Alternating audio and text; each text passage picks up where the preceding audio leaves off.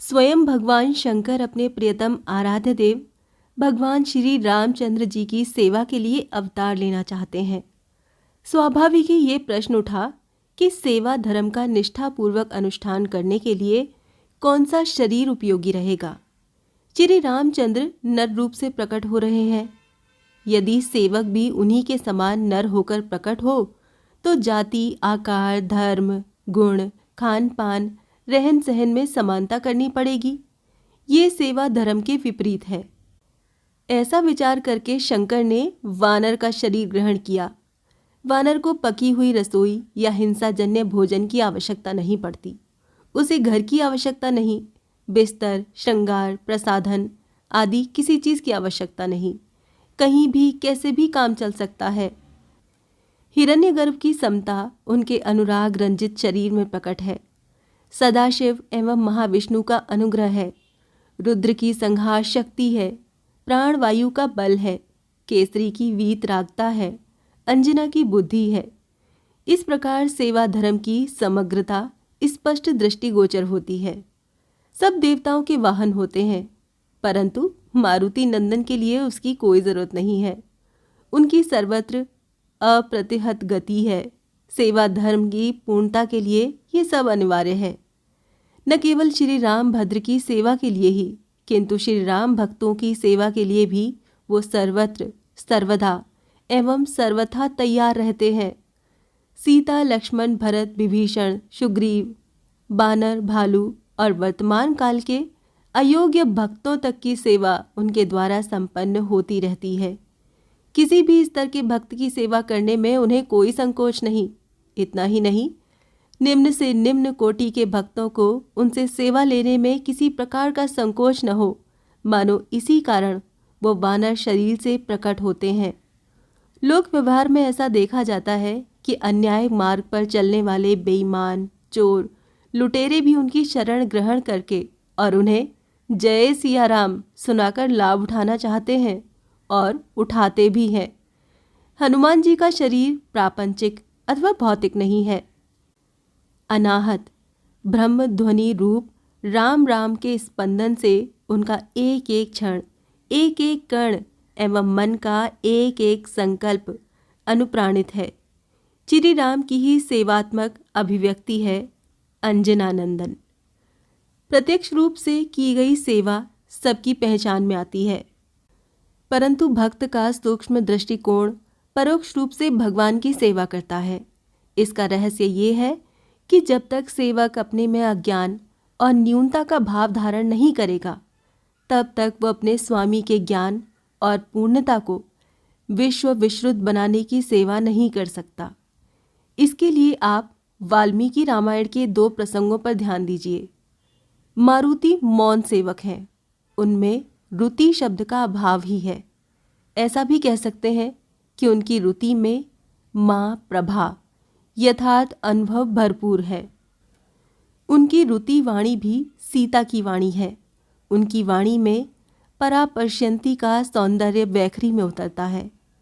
किष्किंधा कांड के प्रारंभ में भगवान श्री रामचंद्र जी ने स्वयं उनके वाक्य विन्यास की भूरी भूरी प्रशंसा की है। वो एक आचार्य के समान लंका में प्रवेश करते हैं। समुद्र उनकी यात्रा में व्यवधान नहीं, उन्हें विश्राम की आवश्यकता नहीं। माया छाया का विघ्न प्रभावित नहीं कर सकता। स्वर्ण लंका प्रलोभित नहीं कर सकती। विवेक के समान वो शांतिमयी सीता को ढूंढ निकालते हैं और मानो प्रबल वैराग्य अग्नि के द्वारा स्वर्ण लंका को भस्म कर देते हैं। ये सब प्रत्यक्ष और भावगर्भित परोक्ष रूप से भगवान की सेवा है। उनकी सेवा में ही दृष्टि उस समय पराकाष्ठा पर पहुंच जाती है जब वो सीता माता से प्रार्थना करते हैं कि आप हमारी पीठ पर बैठ जाइए, मैं अभी आपको श्री राम के पास ले चलता हूँ। आपका विरह दुख कुछ क्षणों में ही मिट जाएगा। इसके उत्तर में श्री जनक नंदिनी सीता के जो प्रखर पातिव्रत्य के उद्गार हैं वो अत्यंत मर्मस्पर्शी हैं। रामायण निर्माण के संपूर्ण प्रयोजन का दर्शन वहीं होता है। श्री जानकी जी कहती हैं कि मैंने अपने जीवन काल में जानबूझकर कभी पर पुरुष का स्पर्श नहीं किया है। रावण ने बलात् मुझे पकड़कर रथ पर बैठाया, ये सही है, परंतु उस समय मैं विवश थी। तुम मेरे पुत्र हो तो क्या हुआ, मैं जानबूझकर तुम्हारा भी स्पर्श नहीं कर सकती। जब मेरे स्वामी समुद्र पार करके आएंगे, शत्रुओं पर विजय प्राप्त करेंगे और अपने पौरुष से मुझे ले जाएंगे, तब उनका यश बढ़ेगा। चोरी से भागकर जाने में उनकी क्या कीर्ति बढ़ेगी। सारा रामायण श्री सीता जी का उदार एवं उदात्त महनीय चरित्र है। यदि हनुमान जी ऐसे प्रसंग में अपनी चंचलता अथवा अपने उथले विचार प्रकट न करते तो सीता जी के अमर वचन एवं प्रेमोद्गार उन्हें कैसे मिल सकते हैं। आप सूक्ष्मता से देखें। इस वचन के द्वारा जनता के हृदय में जननी के प्रति सद्भाव की कैसे प्रतिष्ठा जमी है और भगवान श्री रामचंद्र के प्रेमाकुल हृदय को कैसा निरुत्तर शांतिदायी आश्वासन प्राप्त हुआ है, जो किसी दूसरे प्रकार से प्राप्त नहीं हो सकता था। सच है, सीताराम दोनों की ऐसी सेवा हनुमान जी के अतिरिक्त और कोई नहीं कर सकता था। अब दूसरा प्रसंग देखें। श्री सीता जी के हृदय में कितनी करुणामयी उदात्त एवं उदार वृत्ति है। भगवान श्री राम के प्रति कितना अगाध एवं अबाध प्रेम रत्नाकर छलक रहा है। ये श्री हनुमान जी के कारण ही अभिव्यंजना प्राप्त कर सका। लंका विजय के पश्चात श्री रामचंद्र के शुभ संदेश लेकर केसरी किशोर अशोक वन में जाते हैं, जहां वो एक ऐसी भूमिका या अभिनय प्रकट करते हैं जो सचमुच उनके स्वरूप के अनुरूप नहीं है। वो कहते हैं, माँ, आप आज्ञा दें तो आपको सताने वाली इन निशाचियों को इनके किए का फल चखा दूं, रौंद दूं, घसीट दूं, नोच दूं, मार डालूं। केवल आपके संकेत भर का विलंब है। निश्चय ही हनुमान जी के ये वचन श्री सीता जी के हृदय को निवारण रूप से प्रकट होने का अवसर देने के लिए ही है। श्री जानकी माता के हृदय का ये तात्कालिक अवतार विश्व मानव के लिए प्रेरणा का शाश्वत स्रोत होगा, इसमें संदेह नहीं है। वो कहती हैं, हनुमान, संसार में ऐसा कौन प्राणी है जिसने कभी न कभी कोई अपराध न किया हो। सभी अपराधी हैं। न कश्चिन्ना पराधयति। मैंने भी लक्ष्मण के प्रति अपराध किया है। तुमने भी लंका के निरपराध बालक बालिकाओं को पीड़ा पहुंचाई है। आर्य पुरुष का कार्य दंड देना नहीं है, करुणा पाना है। कार्य कारुण्यमय मारेण। करुणा में पापी पुण्यात्मा का एवं शुभ अशुभ का विचार नहीं होता। तुम जो कुछ करने के लिए कह रहे हो, उससे क्या श्री रामचंद्र जी या उनके भक्तों का यश बढ़ेगा। श्री जानकी जी के वचनों पर आप ध्यान दें तो करुणा समुद्र की छलकती हुई लहरें तो हैं ही, भक्तों के लिए एक मार्ग निर्देश भी है। उन्हें अपने कर्तव्य का निश्चय करते समय ये ध्यान रखना है कि उससे श्री राम का और उनके भक्तों का यश बढ़े। यदि उनके कर्तव्य निश्चय में ये दृष्टि नहीं है तो उनके भक्ति भाव की अपूर्णता ही माननी पड़ेगी। सौंदर्य की दृष्टि से जब हम हनुमान जी को देखते हैं तो वो शिव स्वरूप हैं, हष्ट पुष्ट एवं बलिष्ठ हैं, परंतु आकृति की दृष्टि से देखें तो लोमश शरीर, हाथ पांव टेढ़े, चिबुक भी टेढ़ा, रूप में लंका दहन का प्रभाव, उनके प्रत्येक क्रियाकलाप से श्री राम का ही महत्व प्रकट होता है। वो किसी को अपना भक्त बनाकर श्री राम का भक्त बनाते हैं। श्रृंगार रस की सेवा में दासी को भले ही सौंदर्य माधुर्य की उपेक्षा हो, परंतु दास्य रस की सेवा में स्वशरीर के लिए सेवापयोगी प्रसाधन की ही अपेक्षा होती है, अधिक नहीं। उनका ब्रह्मचर्य भगवान श्री रामचंद्र के लिए कितना सेवोपयक है, ये थोड़े ही विचार से ज्ञात हो जाएगा। सीता जी के प्रति प्रेम संदेश का आदान प्रदान, रावण के अंतःपुर में प्रवेश और अवध धाम के राजमहल में अनवरत सेवा का अवसर अखंड ब्रह्मचर्य के बिना कैसे प्राप्त हो सकता है। प्रीतिपूर्ण दास्य अथवा प्रेमानुभाव रूप सेवा में अपनी जाति का उत्कर्ष बाधक हो जाता है। भगवान श्री रामचंद्र की सेवा की आवश्यकता हो और सेवक अपने व्यक्तिगत कर्तव्यों के पालन में फंसा हो, स्नान, संध्या, वंदन, नित्यकर्म आदि में मग्न हो, उसकी ऊंची जाति का अभिमान छोटी मोटी सेवा करने में विघ्न करता हो, तो ये सेवक को दुर्भाग्य ही समझना चाहिए। अपने खान पान के लिए पृथक व्यवस्था करनी पड़ती हो, यदृच्छया प्राप्त फल फूल मूल आदि से काम न चल जाता हो, तो निश्चय ही प्रेम रस की सेवा धारा के अकुंठ प्रवाह में प्रतिबंध आ जाएगा। अतएव सेवा धर्म केवल अनन्य सेवा के लिए होता है, उसमें स्वयं सेवा नहीं होती, अन्य सेवा भी नहीं होती। स्वामी की सेवा में जो सहायक सेवा होती है वो भले ही अपनी हो या पराई, सेवक को स्वीकार है, इसके अतिरिक्त नहीं। श्री हनुमान जी ने उत्कृष्ट जाति को परित्याग करके इस भाव को स्पष्ट कर दिया। पुराणों में उल्लेख मिलता है कि बाल्यावस्था में हनुमान जी का बल अप्रतिभट था, कोई उनके क्रियाकलाप में बाधा नहीं डाल सकता था। चंचल, जाति सिद्ध था, सूर्य तक को निगल जाने का प्रयास किया। ऋषियों के लिए आवश्यक फल मूलदायक वन वृक्ष का विध्वंस किया।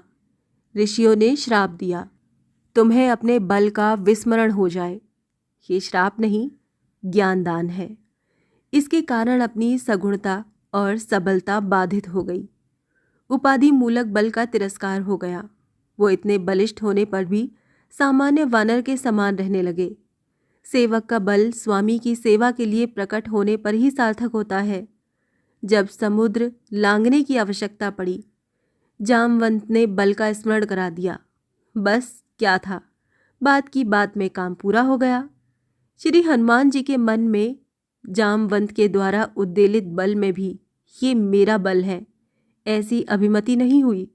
उनकी दृष्टि में सब बल स्वामी का बल है, परमेश्वर का बल है। वो न केवल अपने बल प्रकाश को, प्रद्युत, रावण आदि के बल प्रकाश को भी भगवान का ही बल समझते हैं। गोस्वामी जी ने रावण के सम्मुख जाके बल लवलेश थे और भगवान श्री राम के सम्मुख तब प्रताप बलनाथ कहकर इसी भाव की अभिव्यंजना की है।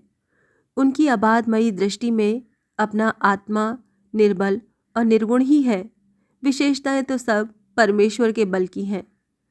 भगवान श्री राम ने मारुति को क्या संदेश लेकर सीता जी के पास भेजा था, ये किसी को ज्ञात नहीं था।